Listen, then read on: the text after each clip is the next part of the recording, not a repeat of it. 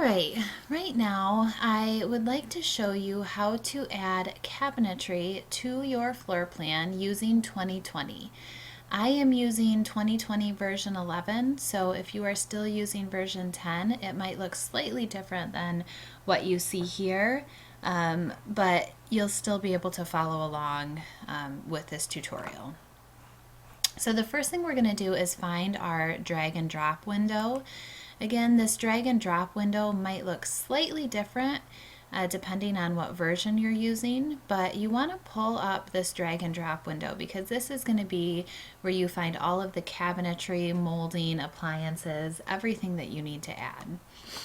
So in your drag and drop menu, you will have a category heading, and there's a small arrow next to it. You're going to click that arrow to pull down a list of various things for your plan. And they all stand for something different. So I would recommend that you take the time to go through and kind of see what each category has in it. For example, this is APP would be appliances. You can see a list for appliances pops up. DEC would be all types of decorative elements to add. So, like I say, spend some time and just kind of look through here and get to know the catalogs very well. The better you know these, the faster it will be to add things to your plan. So the sample E is cabinetry. If we click on it, we can see that this is cabinetry.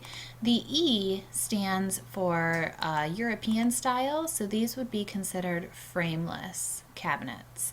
The sample F is a framed cabinet, which is what we generally work with most here in the US. So as we add cabinetry for this tutorial, we're going to be adding them through the sample F catalog. Like I say, you can use the frameless, but let's just get started with a framed since I think that's what everyone is most familiar with. Now, whenever you're adding cabinetry, it is generally a good idea to start in the corner. You want to start in the corner and then work your way out. So here we would start with a base cabinet, and you can see that the second one down is a base corner. So we're going to double click that. And now you have tons of options that pop up. You have base corner diagonal, which means it would run diagonally. You have base corner 90-degree cabinets, base corner peninsula, tons of options. So I'm just going to click on a base corner 90-degree. And you have rounded back, you have an option with a sink. Again, lots of options. I'm just going to go ahead and click on the base corner standard. And then I'll do a base 36. You can select any of these. And what you do is once you decide which one you want, this is why it's called the drag and drop menu, you're literally going to drag it over. So I'm going to click, I'm holding my mouse down and I'm dragging it over until you see the magnet pop up. See the magnet by my arrow? As soon as you see that, you can let go and it will automatically pop it into the corner. So it's very convenient and it's very easy. Now let's say we wanted to start working on this leg of the wall. Let's just do like a base 12 next to that. So we're going to go back. These here they kind of leave a trail of where you've been. So if you wanted to add another base corner at this point, you could either go back to base corner 90, base corner. So they're called breadcrumbs, and like I say, they kind of leave a trail of where you've been. I'm going to go back to categories to bring up this main menu because now I want to add a base cabinet, not a corner base. So I'm going to click on the base, and then you can add a base with drawers, you can add a base with a door and a drawer. So I'm going to go ahead and just do that, a base with a door and a drawer. You could do rollouts, vegetable baskets, lots of options. So again, I encourage you just to spend some time surfing around and seeing what they offer. I'm just going to put a base 12 in next to this. So just pick one of them. Again, you're going to click, hold down, drag it over until you see the magnet and let go. Now when I let go, this a base is slightly different than a corner base because when I let go, I can slide the base anywhere I want on the wall. And if I move my mouse all the way over here, you'll see that the base 12 butts up against to the base corner 36. 2020 does not let you overlap cabinets. That's a really nice feature. So you can bring it all the way over as close as you possibly can, and you don't have to worry about it overlapping. It will simply butt up against the next cabinet. So once you've brought it all the way over and it can't go any farther, you're going to go ahead and click. And now we've added a base 12. And then you just continue on this way. Again, we're going to go back. We're going to follow our breadcrumbs. I'm going to go back to base cabinets, and let's add a sink base now. We'll just do a sink base standard.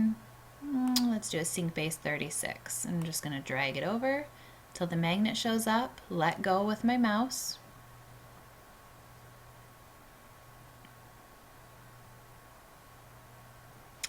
Now, when you do a sink bases are also used for cooktops, right? Because you have to be able to inset either the sink or the cooktop into it. So when you put a sink base in, it's going to ask you, are you using this for a sink or a cooktop? If you're using it for a sink, you can just click the plus sign next to sink, and you'll get a list of every different sink option available. And you can kind of click on it and see how it looks in the sink. In the sink base, and select the sink you want. If you were doing a cooktop, you would hit the plus symbol next to that and you could try out some different cooktops. Okay, so I'm just going to use it for a sink, an actual sink, and I'll just, select. That one looks great.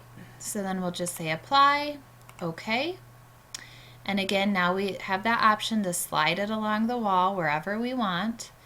So if I slide it this way, it will butt up against that base 12, and then I go ahead and click. And there's our sink base. Wall cabinets are added in the exact same fashion. We're going to follow our breadcrumbs back to categories.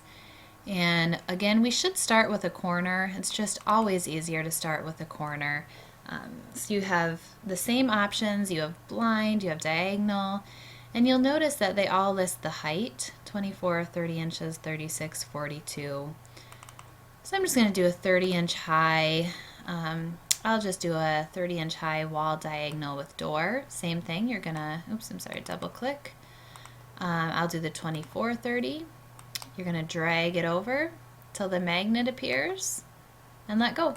And it pops right into the corner. And now we'll go back to a regular wall cabinet. Let's just try a regular wall cabinet right here. We'll do 30-inch high again. We'll do a 30-inch high with door. And let's do, let's do a 24, 30. So again, getting to know the catalogs is probably going to be your best bet. The more familiar you are with where stuff is located and how to find it, the faster you will be at 2020. There is another option. You can use this at the very bottom here. You'll see you have a text box. You can use that to search. So for example, we found this wall 2430 by going through all of the categories and double clicking. If I were in the sample F, I could also type in wall 2430, and all of my options would pop up. Okay, so you can use that search. The only thing that might be a little different is, for example, if we look at their base cabinet, their sink base is all SB, so that's standard. Their corner base,